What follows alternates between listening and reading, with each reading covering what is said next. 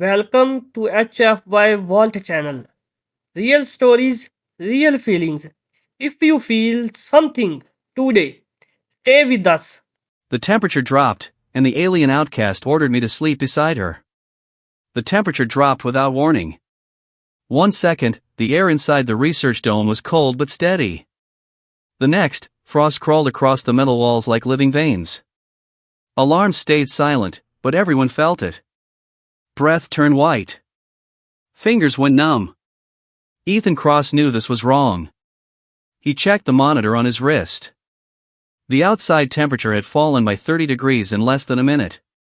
No storm. No solar flare. No reason. Then the lights dimmed. People began to panic.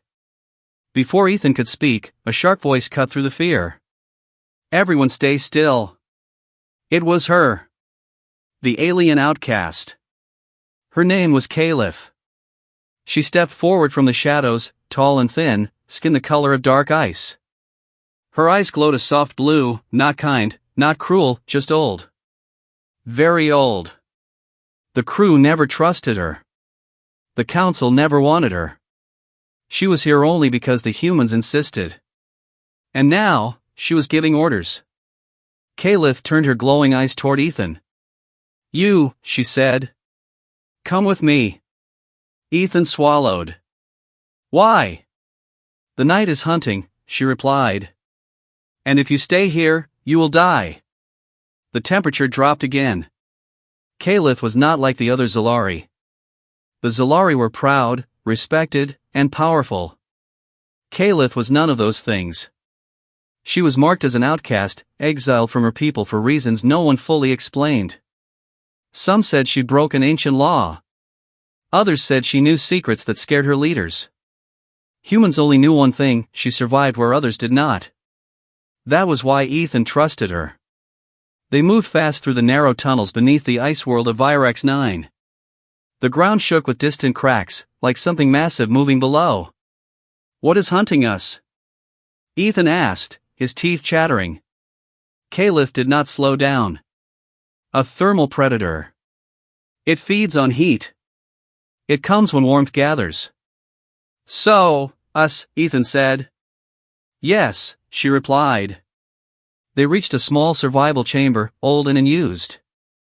The door sealed behind them with a heavy hiss.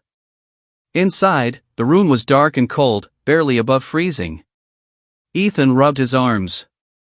This place won't hold. It will, Caliph said. If we do one thing. She looked at him. You must sleep beside me. Ethan froze. What? Caliph's voice stayed calm. I can lower my body temperature. Near me, the predator will not sense you. Ethan stared. You want to use me as bait? No, she said. As shadow. Outside, something screamed.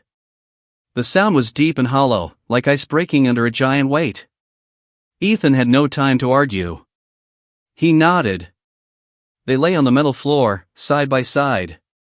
Caliph's body gave off almost no warmth. It was like sleeping next to living ice.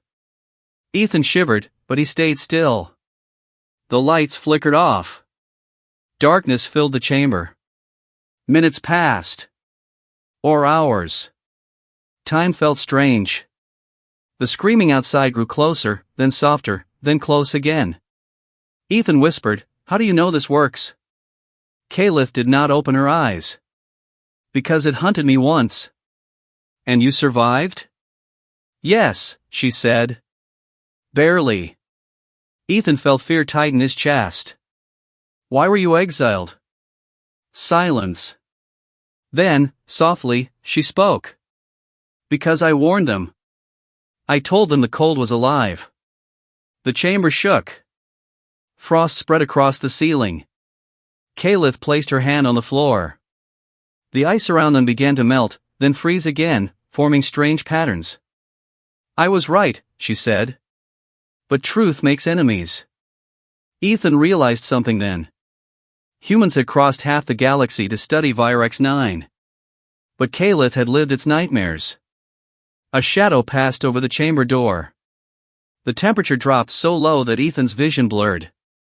He wanted to move. He wanted to scream. Kalith pressed closer, not in fear, but control. Her skin turned darker, almost black.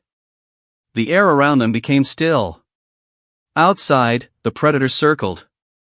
It was huge. Made of frozen mist and sharp crystal shapes. It had no eyes, only sensing waves of heat and motion. Ethan slowed his breathing. The creature stopped. Seconds passed. Then it moved away. The silence after was louder than the scream before. Ethan let out a long breath. It worked. Kalith opened her eyes. For now. Suddenly, her body shook. Ethan felt it, her temperature dropping too fast. Kalith, he whispered. Her voice was weak. I went too far. What does that mean? I am losing energy, she said. I cannot recover alone. Ethan thought fast. HFY thinking. Human thinking. He pulled off his thermal jacket and wrapped it around her. Then he pressed his hands against her arms. Kalith gasped. You will draw the hunter back. Maybe, Ethan said. But humans don't give up on allies. Slowly, warmth returned to her skin. Just a little. Enough. When the lights came back on, the storm outside had passed. Rescue teams found them hours later, alive. The predator was gone. The council demanded answers. Kalith stood before them, strong again. The humans survived, she said. Because they adapt. Because they share warmth. The council was silent.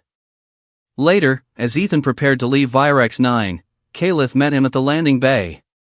You saved me, she said. You saved me first, Ethan replied. For the first time, she smiled. Not like an alien.